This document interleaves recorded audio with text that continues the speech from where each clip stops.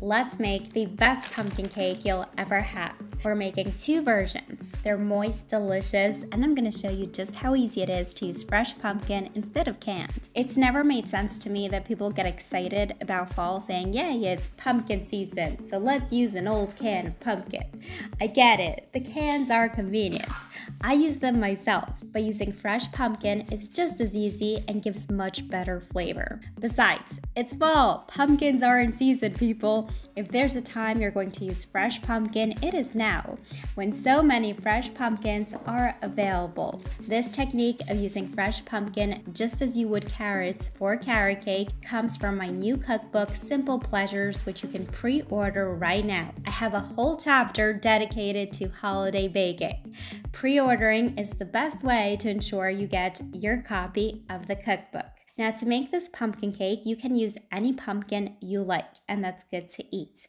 You can use a whole pumpkin, or supermarkets nowadays sell pre-cut fresh pumpkin ready to use. It's just as convenient as using pumpkin in a can. The first thing we want to do is break down the pumpkin into chunks. You'll need a sharp knife for this. We're aiming for chunks of pumpkin with no seeds. Check your supermarket. Like I said, you might even be able to skip this step and just use the chunks. Now, just as you would grate carrots for a carrot cake, we're going to grate the pumpkin. Using pumpkin this way distributes it evenly into the cake, it disappears into the crumb and introduces lots of moisture into your cake. Now, if you want to use a small food processor, you absolutely can. Just make sure to remove the skin and pulse the pumpkin until finely shredded. Today I'm going to make this pumpkin cake by hand, and if you have it, I would use a microplane as it shreds the pumpkin super finely.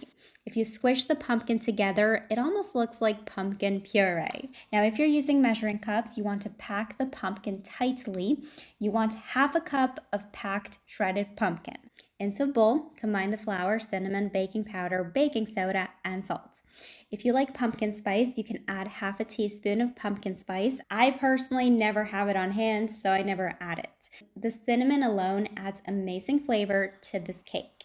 Set those ingredients to the side, and in another large bowl, combine the brown sugar, the egg, and the oil.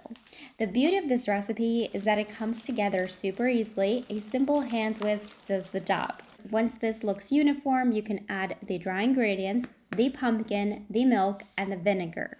You will not taste the vinegar, but it is a crucial ingredient as it reacts with the baking soda and will allow your pumpkin cake to rise. Pour the cake batter into a 7-inch cake pan, buttered, floured, and lined with parchment paper. If you only have an 8-inch cake pan, I would double this recipe. In the book, I do show you how you can easily adjust my cake recipes to fit your cake pans.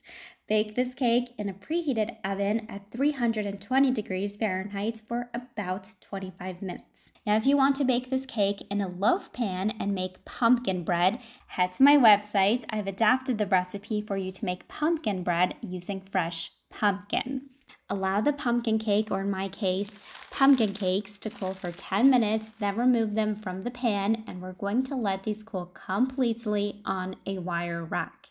Now, these cakes are delicious as is, but the pumpkin snacking cake goes so well with cream cheese frosting. We're going to make a really simple 2-ingredient cream cheese frosting, the same one I used for my carrot cake in my cookbook. It's just cream cheese and powdered sugar and optional vanilla extract. You want to use Philadelphia cream cheese as it's the only cream cheese that's stable and holds its structure. Just mix this until well combined. Now, this cream cheese frosting is perfect for snacking cakes. It's a smooth, creamy frosting, perfectly spreadable for 1-layer cakes. I would not use this frosting for 2-layer cakes. That's another cream cheese frosting for another time. You don't have to trim the edges. I just like to do that to reveal the texture and show you the inside of this pumpkin cake. This is moist, delicious, and so easy to make despite the fact we used fresh pumpkin. If you want more easy and amazing holiday recipes, pre-order my cookbook. I'll leave the link below.